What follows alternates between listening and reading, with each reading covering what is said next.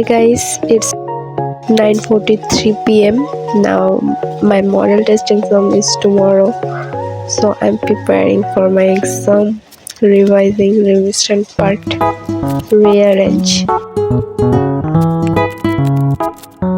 It's pretty obvious that English first paper সবসময় ভালো যায়, এটা তুমি পড়েই যাও কি না পড়ে যাও, কিন্তু পড়লে আরও বেশি ভালো নাম্বার আসবে, এটাই কমন একটা ব্যাপার। তো তোমাদের কি অবস্থা, তোমরা কিভাবে প্রিপারেশন নিচ্ছ ইংলিশ ফার্স্ট পেপারের জন্য? অসুস্থ হওয়ার পর এত পরিমাণে ডিমোটিভেট হয়ে গেছে যে আর পড়াই হয়নি। এটাই আমার ফার্স্ট টাইম যে এত পরিমাণে পড়া হচ্ছে।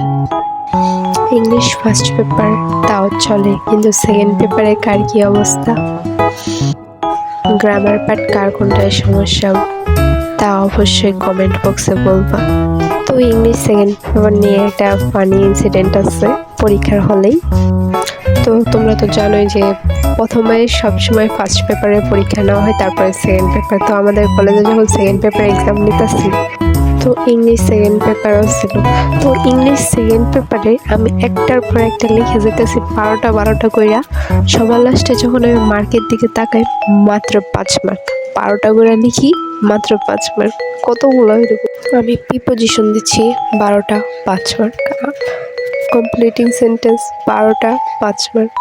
এভাবে যতগুলো মনে করো গ্রামার আইটেম আছে সবগুলোর, শুধু চেঞ্জিং সেন্টেন্সেরটা বলা যায় যে 5টা আছে 5 মার্ক, নাকি কয়টা আছে সেটাও ভুলে গেছি।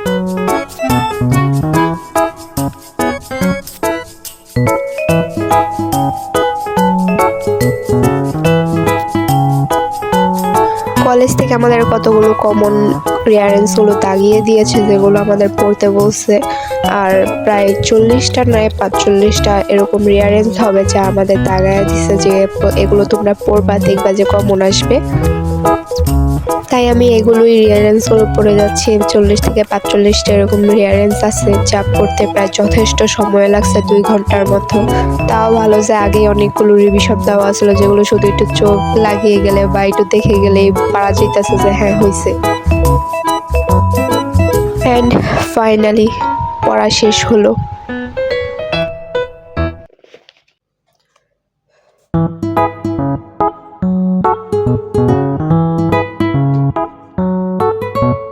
এখন আমি রিয়ারেন্স রিভিশন দেওয়ার পর উইথ ক্লোজ রিভিশন দিতেছিলাম বোর্ড কোয়েশনে, যা আমি প্রায় বোর্ড কোয়েশনের পিছন দিক থেকে পড়ে আসছিলাম। প্রায় 5 সালের 8 সালের এগুলো পড়তেছিলাম। প্রায় আগের সালের প্রশ্নগুলো পড়ে যাওয়ার কারণে গেস হোয়াট আমার অনেক কমন পড়ছিল, রিয়ারেন্স কমন পড়ছিল, যেগুলো স্যার ম্যাডামরা দাগাইয়া দিছিল। আর উইথ ক্লোজ উইদাউট ক্লোজ এগুলো সবই কমন পড়ছিল। যেহেতু আমি ইউনিটগুলো পড়ে যায় নাই, তাই ওইটা একটু দিতে সমস্যা হয়েছিল। বাট ওইটা আসছিল এডুকেশন না, রিলেশনশিপ নিয়ে।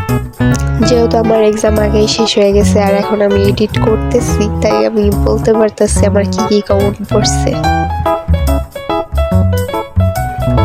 প্রায় 84 নাকি 100টার ভিতরে 30 থেকে 34 নাম্বারে এসে প্রায় আমার ঘুম আসা পড়ছে।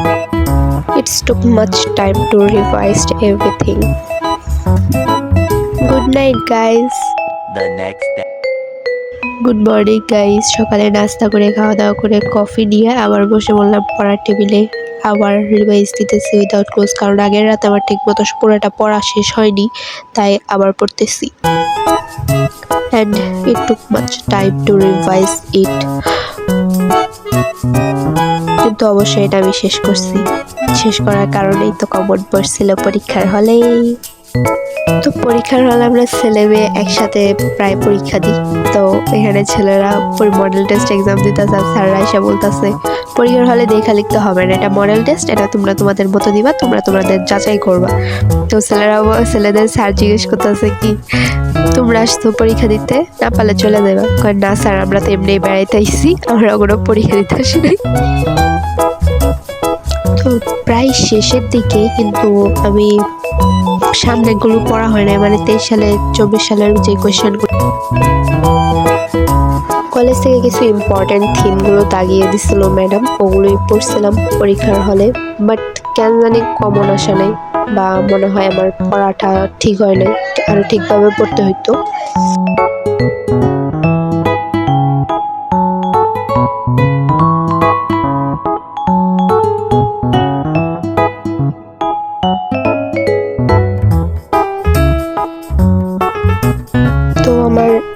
থিমস রিভিশন দেওয়া শেষ অ্যান্ড বেশি সময় লাগে না, প্রায় 1 ঘন্টা ইনাফ।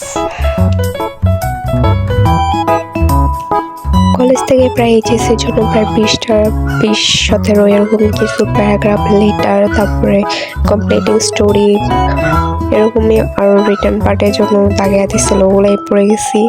আলহামদুলিল্লাহ কমন পড়ছে সব, হ্যাপি। কলেজ থেকে এক্সাম দিয়ে আবার কোচিং গেছিলাম। কোচিংয়ের টাইমটা একটু পিছিয়ে দেওয়া হয়েছিল কারণ আমাদের এক্সাম, তাই আসতে রাত হয়ে গেছে, রাত প্রায় 8টা। রাস্তায় রাত্রেবেলায় হাঁটতে মজাই লাগে, it's fun. End of the day, bye bye, thanks for watching, subscribe please. By the way, ভিউটা সুন্দর।